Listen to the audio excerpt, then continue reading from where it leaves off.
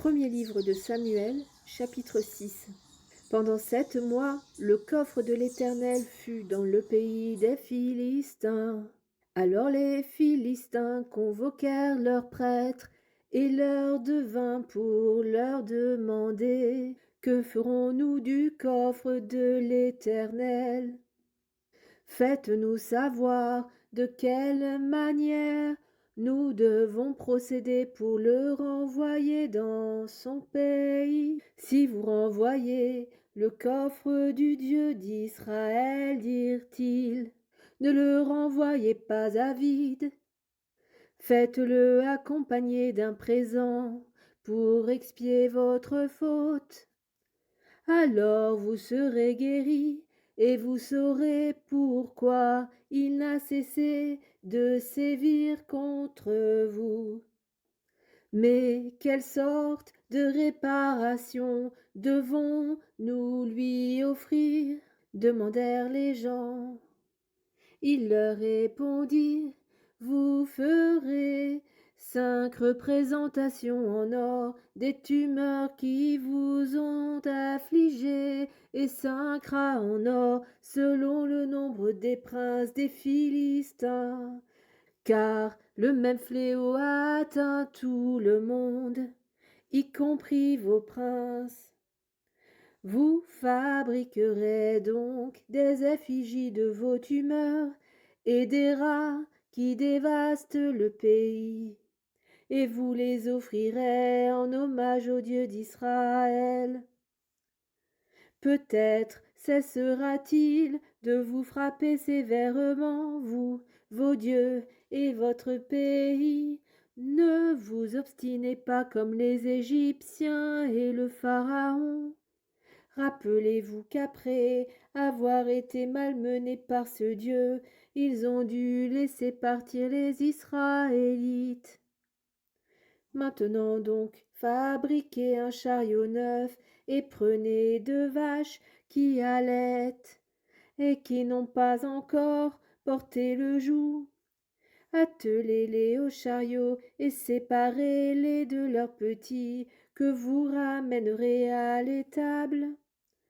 Prenez le coffre de l'Éternel et placez-le sur le chariot. Déposez dans un coffre que vous mettrez à côté de lui les objets d'or que vous offrez à Dieu pour réparer votre faute.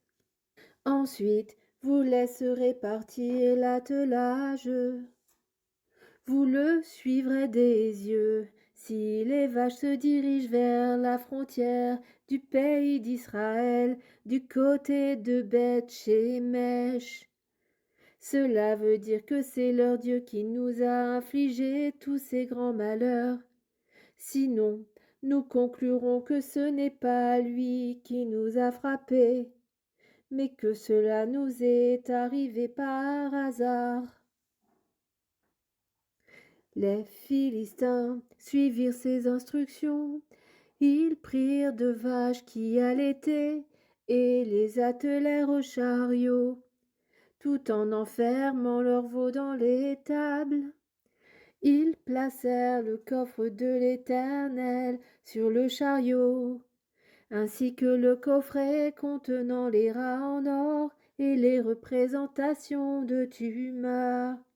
Les vaches prirent tout droit la direction de Beth-Shemesh. Elles suivirent en meuglant toujours le même chemin, sans en dévier, ni à droite ni à gauche. Les princes des Philistins marchèrent derrière elles jusqu'à la frontière vers Beth-Shemesh. Les habitants de Beth-Shemesh étaient en train de moissonner les blés dans la vallée. Tout à coup, ils aperçurent le coffre et s'en réjouirent. L'attelage arriva au champ de Josué de Beth-Shemesh et s'arrêta là, à côté d'une grande pierre. On fendit le bois du chariot et l'on offrit des vaches en holocauste à l'Éternel. Des Lévites avaient enlevé du char le coffre de l'Éternel et le coffret contenant les objets d'or, et il les avait déposés sur la grande pierre. Ce même jour, les habitants de Beth-Shemesh offrirent des holocaustes et d'autres sacrifices à l'Éternel.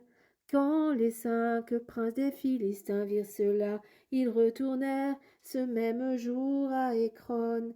Les Philistins avaient donné à l'Éternel en offrande de réparation 5 objets d'or représentant leur tumeur, une pour chacune de leurs villes principales, Ashdod, Gaza, Ashkelon, Gath et Ekron. Il y avait aussi des rats en or, selon le nombre des villes soumises aux 5 princes philistins, depuis les villes fortifiées jusqu'aux villages ouverts.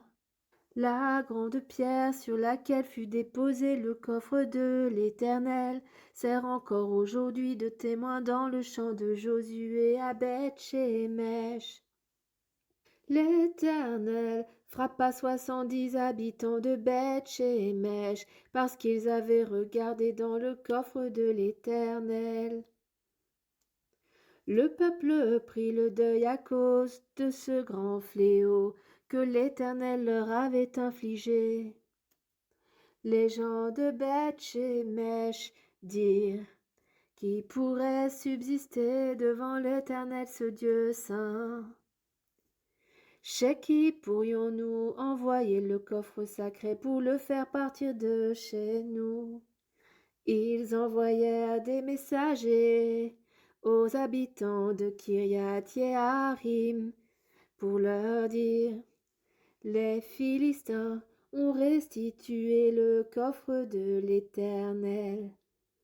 Venez donc le chercher pour l'emporter chez vous. Naaman